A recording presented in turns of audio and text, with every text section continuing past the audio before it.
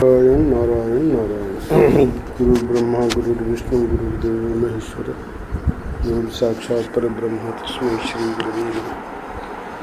तो आज है 23 मई शनिवार। आज का ब्रह्म मूर्ति श्री उड़िया बाबा महाराज श्री के प्रवचन हुए थे। बाबा की शताब्दी जब मनाई गई थी जी, तो उसी की फिर बाद में जेठी ने वो सब प्रवचन लिख लिए थे, उसकी पुस्तक छपी है ब्रह्म मूर्ति श्री उड़िया बाबा जी। उसी में से आज का पृष्ठ है। पृष्ठ संख्या तो नहीं दी है मैंने, पर उसी पुस्तक में से है।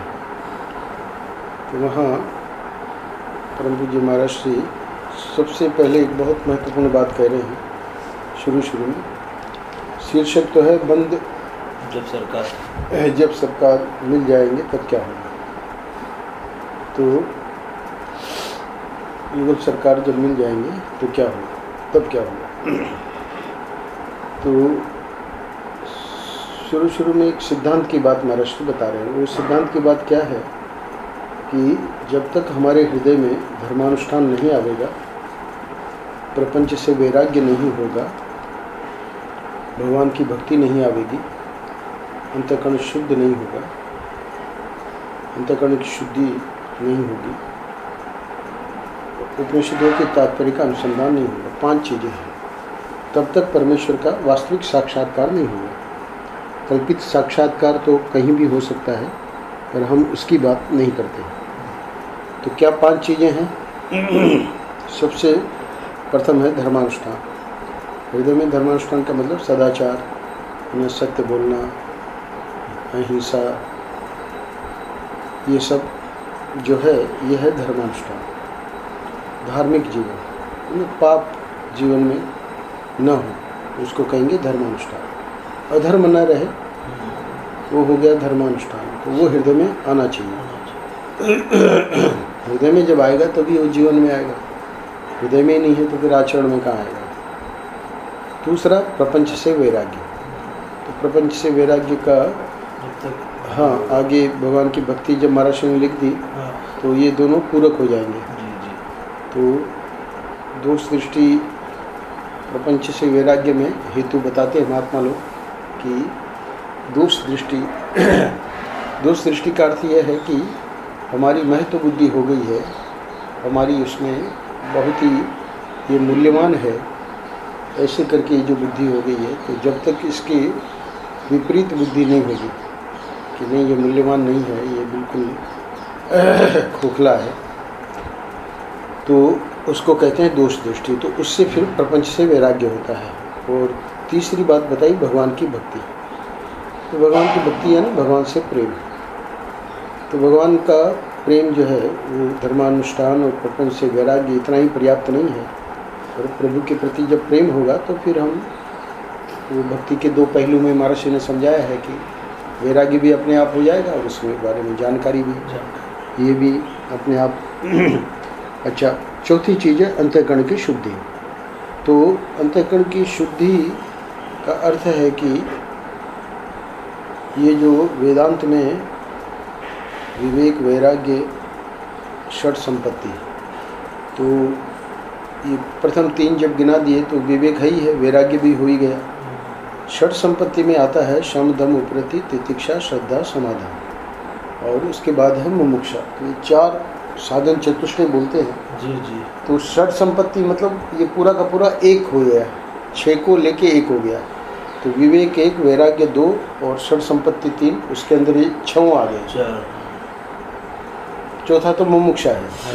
षट संपत्ति में शम भी आ गया, मन में शांति, दम भी, इंद्रियों में निग्रह, इंद्रियों में कंट्रोल, शम दम उपरति यानी बहुत ज़्यादा कर्म में लगा है व्यक्ति, तो उसको समय ही कहाँ है। तो उपरति कर्मों से है ना, पौने 9 बजे, पौने 8 बजे, 7:45 पे जाना है। क्यों? ग्रिल वाला आएगा। क्यों? आपने कहा स्वामी जी, है ना। तो कर्मों से जब तक उपरति नहीं होगी तब तक ये बनेगा नहीं। और उसके बाद है श्रद्धा और समाधान। तो ये सब आ गए षट संपत्ति में। फिर मुमुक्षा जो है वो मतलब छूटने की इच्छा, संसार से छूटने की इच्छा। तो उपनिषदों का ये अंतःकरण की शुद्धि में हेतु हो जाएंगे सब साधन चतुष्टय। और आखिरी जो है उपनिषदों के तात्पर्य का अनुसंधान। तो ये होगा श्रोत्रिय ब्रह्मनिष्ठ महापुरुष के पास जाके, सदगुरु के पास जाके और उनसे श्रवण मनन निध्यासन। तो श्रवण मनन निध्यासन उसको कहा है अंतरंग साधन, उसी से उपनिषदों का तात्पर्य। तो ये जब होगा तब जाके परमेश्वर का वास्तविक साक्षात्कार ये होगा। तो पूरे के पूरे साधनों का महर्षि ने इसमें एक ही वाक्य में, वाक्य फिर से पढ़ देता हूँ। जब तक हमारे हृदय में धर्मानुष्ठान नहीं आवेगा, प्रपंच से वैराग्य नहीं होगा, भगवान की भक्ति नहीं आवेगी, अंतःकरण शुद्धि नहीं होगी, उपनिषदों के तात्पर्य का अनुसंधान नहीं होगा, तब तक परमेश्वर का वास्तविक साक्षात्कार। बोले महाराज ऐसे लगता तो है कि हो गया है साक्षात्कार। बोले उसकी बात नहीं कर रहे हैं, कल्पित साक्षात्कार तो कहीं भी हो सकता है ना, पर हम उसकी बात नहीं करते। ये जो वास्तविक साक्षात्कार है, इसमें अगले पैराग्राफ में कह रहे हैं कि वास्तविक साक्षात्कार कब मिलेगा। बोलिए बिल्कुल एक एक कड़ी जुड़ी हुई है, यानी हमने ऊपर जो गिनाया है उसमें आप ये नहीं समझना कि कोई शॉर्टकट है ना। एक एक कड़ी जुड़ी हुई है, मतलब एक एक सीढ़ी पार करनी पड़ेगी, उसमें कोई शॉर्टकट नहीं है। एक महात्मा ने समझाया कि जो अच्छी चीज़ होती है, सबसे उत्तम चीज़, सर्वोत्तम वस्तु होती है, उसके लिए शॉर्टकट नहीं होता है ना। तो इसलिए संध्या वंदन से लेकर यज्ञोपवीत धारण करने के बाद ब्रह्म साक्षात्कार पर्यंत, तो ये जो ऊपर बताया उसके पूर्व क्या करना पड़ता है। तो उसके पूर्व मतलब यज्ञोपवीत जब धारण कर लेता है व्यक्ति, तो उसको कहा जाता है कि तुम संध्या वंदन करो। तो संध्या वंदन करने लगता है तब से लेकर, और उसके बाद ये सब पांचों चीज़ें जो ऊपर गिनाई, और फिर उसका पर्यवसान ब्रह्म साक्षात्कार पर्यंत। तो बोले कि इसमें एक कड़ी को भी जो अलग कर देता है, बोले संध्या वंदन अब आजकल करने की जरूरत नहीं, बोले वो कड़ी अलग कर दी तो उसकी सीढ़ी टूट जाती है। सीढ़ी टूट जाती है मतलब वो फिर वो नहीं पहुँच पाएगा, क्योंकि जो सीढ़ी लगाई और ऊपर चढ़ने के लिए वही टूट गई। तो अब वो क्या है कि उसको या तो फिर वापस बनाओ, यानी जो भी जहाँ गड़बड़ करिए उसको फिर से जोड़ो कड़ी को। एक बात आपको सुनाते हैं, बड़ी मीठी है। मैं एक महात्मा के पास गया और यही प्रश्न मैंने उनसे किया कि जब सरकार मिल जाएंगे तब क्या होगा। यहाँ वृंदावन में युगल सरदार बोलते हैं, अयोध्या जी में भी सरकार बोलते हैं। तो ये महर्षि का प्रश्न है। अब वो महात्मा ने जो उत्तर दिया उसको आज का पृष्ठ जो है मुख्य रूप से उसी को लेकर है। तो ये बाबा के उसमें शताब्दी में महर्षि ने किसी प्रसंग में ये बात सुनाई थी, तो बहुत ही हम लोगों के लिए काम की चीज़ है। उन्होंने जो उत्तर दिया तो कह रहे हैं कि उन्होंने कहा कि देखो, महल के दरवाजे तक तुम ठीक ठीक श्रृंगार करके जाओ। ये क्या महाराज श्रृंगार क्या? ये ऊपर जो कहा यही श्रृंगार है ना। ये जो 5 चीज़ें गिनाई और उसके पहले यज्ञोपवीत और संध्या वंदन, ये श्रृंगार है। तो उन्होंने कहा कि देखो, महल के दरवाजे तक तुम ठीक ठीक श्रृंगार करके जाओ, यानी उसमें कड़ी तोड़ के जाओगे तब भी वो दरवाज़ा खुलने वाला नहीं, क्योंकि तुमको लगेगा भाई जब खटखटा रहे हैं तो खोल क्यों नहीं रहे। तो जो श्रृंगार ही नहीं किया तुमने, तो वो तो अंदर से ही उनको पता लग जाता है ना कि ये तो कड़ी सब तोड़ी हुई है ना, तो वो तो खुलना ही नहीं है। तो इसलिए पहले ही कह दिया कि ठीक ठीक श्रृंगार करके जाओ, यानी उसमें पहले गड़बड़ी मत करो जी, है ना, कि भाई चलो चलो चलो जल्दी, है ना, अपना वेदांत पहले समझ लें। वो कड़ी सीढ़ी टूट गई ना, वेदांत पहले क्या समझ में आएगा। तो धर्माचरण ही नहीं है, प्रपंच से वैराग्य नहीं है, भक्ति नहीं है, अंतःकरण की शुद्धि नहीं है ना। तो इसलिए श्रृंगार करके जाओ और फिर केवाड़ी खटखटाओ। केवाड़ी खटखटाओ का मतलब क्या है? केवाड़ी खटखटाओ का मतलब है कि अब जब हम श्रवण मनन निध्यासन करेंगे तो ये सबसे अंतरंग साधना है। एक है परंपरा साधन, दूसरा है बहिरंग साधन, तीसरा है अंतरंग साधन और चौथा है साक्षात साधन। तो महाराष्ट्र ने अब तक जो गिनाए वो चारों गिना दिए। और किवाड़ी खटखटाने का मतलब है श्रवण मनन निध्यासन करने के बाद वो जो साक्षात साधन है, यानी महावाक्य का उपदेश होने के बाद जब ब्रह्माकार वृत्ति करता है तब वो जाके वास्तविक साक्षात्कार होता है। तो ये वास्तविक साक्षात्कार के पूर्व की स्थिति ये कड़ी खटखटाना है। तो कड़ी मतलब किवाड़ खटखटाने का अर्थ हो गया कि उस चतुर्थ, वो साधन चतुष्टय नहीं, अब ये दूसरा जो वर्गीकरण किया है परंपरा साधन, बहिरंग साधन, अंतरंग साधन और साक्षात साधन। तो उसको गिना तो दिया पहले से ही, क्योंकि परंपरा साधन में ये धर्म, योग, भक्ति, ये भक्ति सब आ जाएंगे। और जो है बहिरंग साधन में वो जो विवेक, वैराग्य, षट संपत्ति और मुमुक्षा आ जाएंगे। और फिर गुरु के पास जाके श्रवण मनन निध्यासन जो करेंगे, उसको जो महाराज ने कहा उपनिषदों के तात्पर्य का अनुसंधान, तो वो हो गया अंतरंग साधन। अब ये जो साक्षात साधन है, ये कड़ी खटखटाना, किवाड़ खटखटाना। तो किवाड़ जब खटखटाएंगे तो अब निश्चित है, क्योंकि उनको तो पता लग गया कि भाई श्रृंगार करके भी आया है ना, और ये अधिकारी है।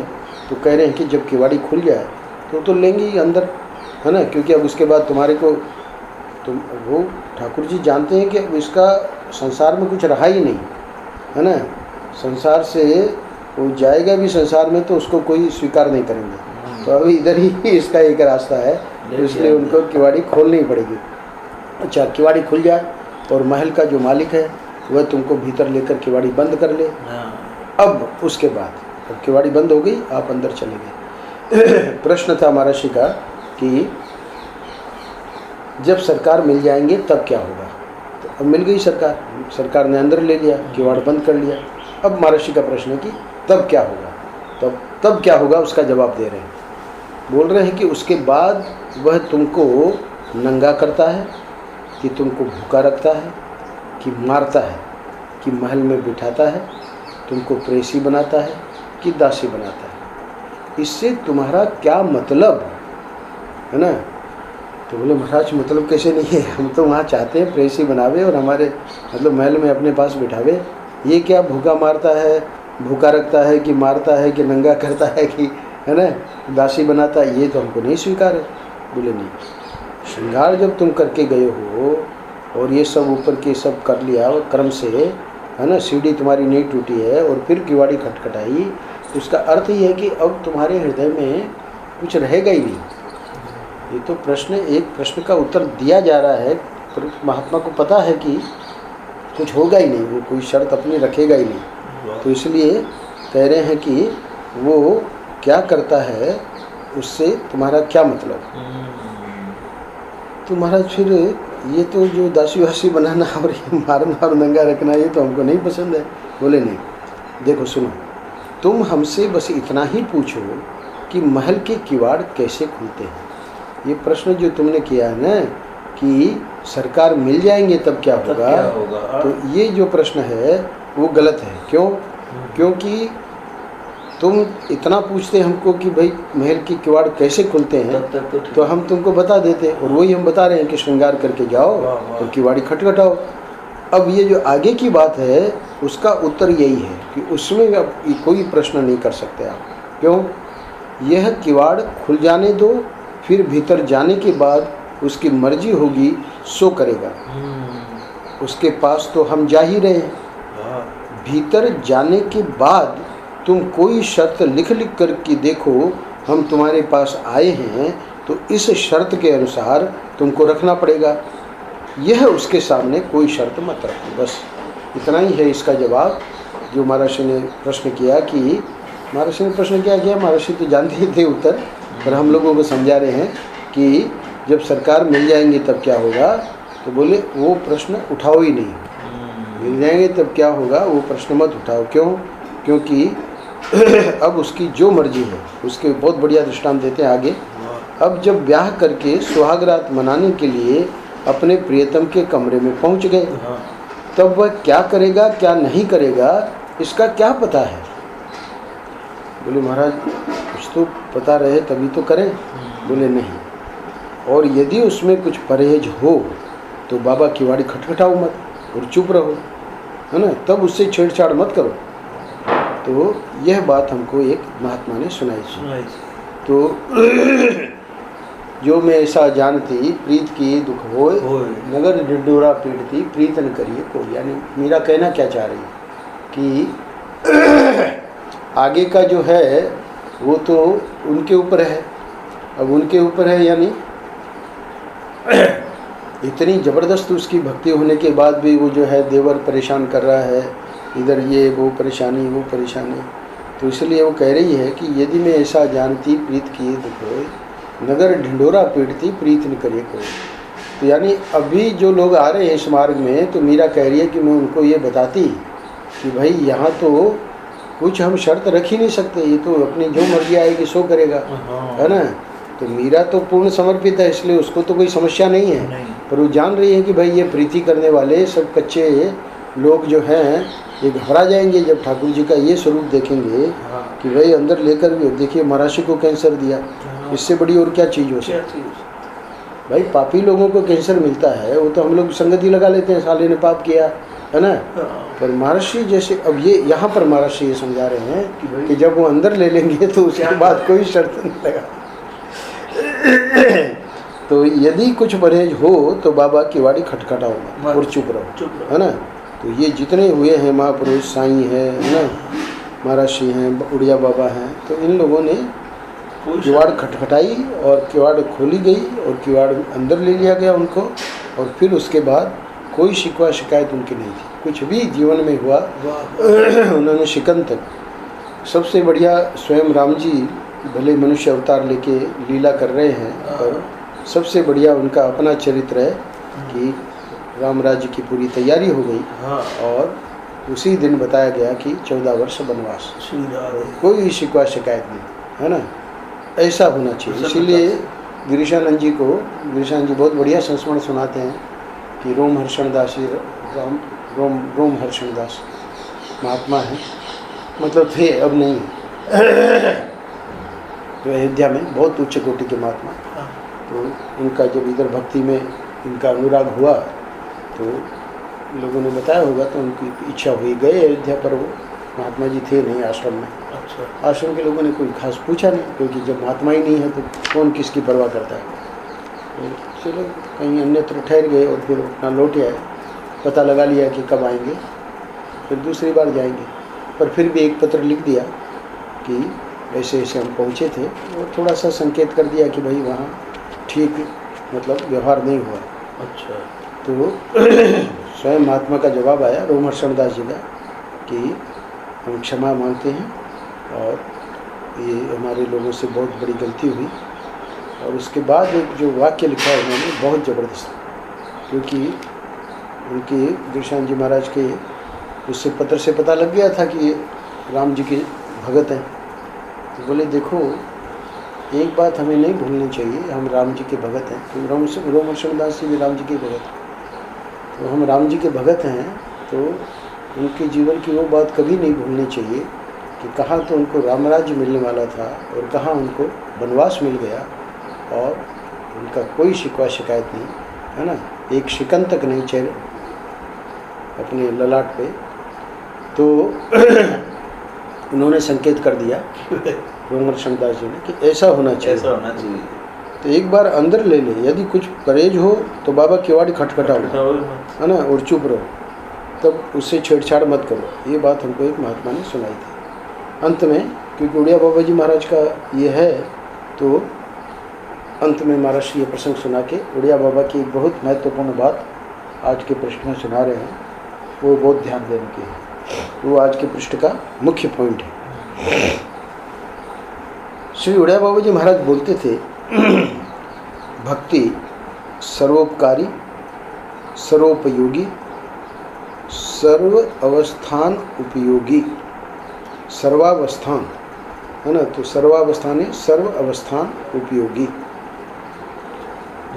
बल्कि जीवन मुक्ति के जीवन में रहे तो उसकी जीवन मुक्ति के सुख को चार चांद लगा देती है। ये उड़िया बाबा जी महाराज स्वयं कहते थे। किसके बारे में? भक्ति के बारे में। लोगों को लगता था कि बाबा जो है वेदांती हैं, तो भक्ति के बारे में कोई विशेष बात नहीं कहते, पर ये जो वाक्य है बाबा का, उसमें चार बातें बाबा स्वयं भक्ति के बारे में कह रहे हैं।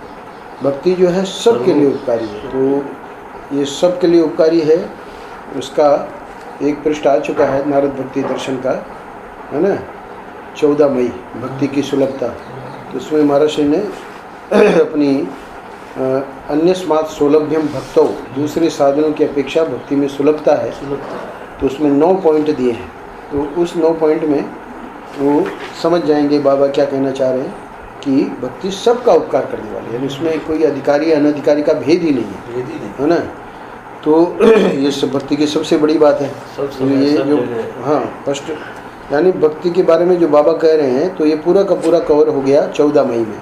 तो 14 मई का पृष्ठ पढ़ लेंगे तो ये बाबा की बात समझ में आ जाएगी कि वो सर्वोपकारी है एक बात, सबकी उपयोगी है दूसरी बात, और सर्वावस्थान उपयोगी है, कभी भी कहीं भी कर सकते। चौथी चीज़ जो बाबा कह रहे हैं वो वहाँ 13 मई में नहीं आए 14 मई में भले मतलब अलग से इस रूप में उसका प्रकाश है। निरूपण नहीं हुआ है, पर उसके अंदर अगर गहराई में जाएंगे तो ये बात भी निकल आएगी। क्या कि जीवन मुक्त के जीवन में रहे क्या भक्ति, तो उसकी जीवन मुक्ति के सुख को 4 चांद लगा देती है। तो बात क्या है कि जीवन मुक्त का अर्थ होता है कि जिसने वो जो ऊपर आया था तत्व साक्षात्कार, वास्तविक तत्व साक्षात्कार जिसको प्राप्त हो गया। तो वास्तविक क्योंकि महाराज ने कह दिया कल्पित साक्षात्कार तो कहीं भी हो सकता है, हम उसकी बात नहीं करते हैं। तो वास्तविक साक्षात्कार जिसका हो गया उसी को कहते हैं शास्त्रों में जीवन मुक्त जी। तो अब जब जीवन मुक्त व्यक्ति हो गया तो इसका अर्थ है कि वो जीते जी ही मुक्त है, यानी अब इसका ऐसा नहीं है कि वो मरने के बाद उसको मुक्ति मिलेगी। तो जीवन मुक्त जो है वो उसी को कहा जाता है जो ब्रह्मात्मिक के बोध जिसने प्राप्त कर लिया। तो ब्रह्मात्मिक बोध जिसने प्राप्त कर लिया तो उसके जीवन में व्यक्ति को लगता है कि अब भक्ति की जरूरत ही नहीं है। प्रभु नहीं, बाबा कहते थे कि उसके जीवन के लिए भी भक्ति का उपयोग है। कैसे?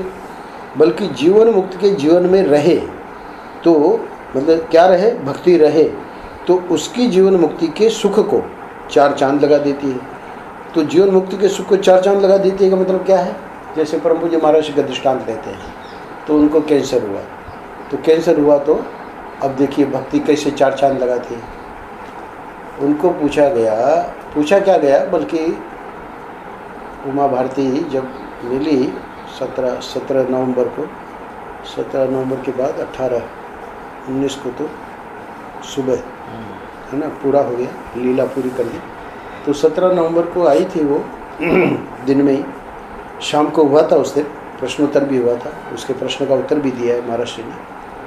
तो 17 तारीख को जब आई थी तो एकदम बहुत दुखी थी वो, और दुख इसी बात का था कि महाराज जी को कैंसर क्यों दिया ठाकुर जी ने, और वो अपने को संभाल नहीं पाई, रो पड़ी। महाराज जी को बहुत पहले से जानती रही, वहाँ हरिद्वार में महाराज जी जाते थे, तब ये राजनीति में नहीं थी और मतलब प्रवचन वगैरह और ये सब करती थी, तभी उस वक्त से उसका संबंध। बाद में अमेरिका भी गई, अमेरिका से पत्र भी लिखा, तो ये सब पुराना महाराज जी का संबंध रहा। इधर महाराज जी का जब पता लगा कि ऐसे ऐसे है, तो 17 नवंबर को मैं भी था अंदर, तो रोते रोते प्रवेश किया और बोले कि आपको ठाकुर जी ने क्यों ये कष्ट दिया, और मुझे बहुत ठाकुर जी पे इस प्रकार से क्रोध है कि ऐसा आपके साथ नहीं करना चाहिए था।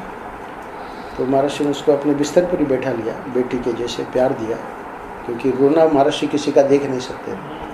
तो प्यार देते हुए कहा, जब वो थोड़ी स्वस्थ हुई तो उसको समझाया कि देखो ठाकुर जी ने रोग तो हमको बाद में दिया, पहले हमारे पास 2 डॉक्टर भेजे ऐसे करके सेवा में। तो कहने का मतलब यह है कि जीवन मुक्ति के सुख में 4 चांद लगाने का मतलब क्या है? यहाँ तो कैंसर की इतनी पीड़ा है, पर बोले नहीं, यहाँ जो सामने वाला व्यक्ति जो दुखी है उसको भी सुखी बना रही है। क्या? भक्ति। क्योंकि भक्त का ये दृष्टिकोण है कि ठाकुर जी कभी है ना उनके दरबार में अन्याय है ही नहीं, है ना, अन्याय नाम की चीज़ नहीं है। तो इसलिए महाराज जी कह रहे हैं, बुढ़िया बाबा जी ये बात कहा करते थे कि सर्वोपकारी सर्वोपयोगी और सर्वास्थानोपयोगी तो है ही है, वो तो सबको पता है। वो तो 14 मई का आप देखोगे तो उससे पता ही लग जाएगा। बल्कि ये जो चौथी बात है भक्ति के बारे में कि जीवन मुक्त के जीवन में रहे तो उसकी जीवन मुक्ति के सुख को 4 चांद लगा देती है। तो सुख को 4 चांद का मतलब, इधर तो शरीर तो मतलब पीड़ा है शरीर में, तो पर जो आत्मा का जो सुख है वो फिर भी अभिव्यक्त होता रहता है। आत्मा का जो सुख है वो कैसे अभिव्यक्त होगा? जब भक्ति रहेगी। तो भक्ति रहेगी तो सामने वाले को भी आश्वासन देंगे, सामने वाले को भी समझाएंगे, देखो भाई इसमें क्या रहस्य है, इसमें इस घटना में तुम क्यों दुखी हो रहे हो, है ना, इस बात की ओर विचार करो कि कैसे कैसे ठाकुर जी है ना इस प्रकार का सब व्यवस्था करते हैं। ये है जीवन मुक्ति के सुख को चार चांद लगाना। अब लगा कि भाई इससे इसका तो अर्थ ये हुआ कि बाबा कह रहे हैं कि भक्ति जो है, भक्ति के आगे कुछ नहीं है ना। तो इस बात को बाबा कभी नहीं कहते थे, यानी वो सिद्धांत में नहीं मानी गई। जब वेदों ने वेद के तात्पर्य में ये बात स्पष्ट आ गई है कि भक्ति अंतःकरण शुद्ध करेगी और उसके बाद हमको ज्ञान की योग्यता आएगी और ज्ञान की योग्यता ही मोक्ष देगी। तो इसलिए बाबा अंत में अंतिम आज के पृष्ठ की अंतिम पंक्ति है, परंतु यदि यह कहो कि भक्ति के आगे परमेश्वर भी नहीं है तो तुम अपने ही सिद्धांत से च्युत हो जाते हो। तो कुछ लोग जो आग्रह करते हैं भक्ति को ही मतलब पर्यवसायी मानते हैं, तो वह बाबा ने स्पष्ट कर दिया कि ये करने से तो तुम अपने ही सिद्धांत से च्युत हो जाते हो। क्यों? भक्ति से बड़ा कौन? बोले परमेश्वर। तो यह उड़िया बाबा जी महाराज का स्पष्ट मत था। यानी इसमें क्योंकि उड़िया बाबा जी की शताब्दी पे बोल रहे हैं ना, तो वहाँ भक्त लोग भी हैं, ज्ञानी लोग भी हैं, तो उनको भक्तों को ये बात बताना जरूरी है कि भाई उड़िया बाबा जी भक्ति को पूरा महत्व देते थे, पर भक्ति से बड़ा कौन? तो भक्ति से बड़ा तो परमेश्वर है ही है। तो ये उड़िया बाबा जी महाराज का स्पष्ट मत था। ओम नारायण नारायण नारायण।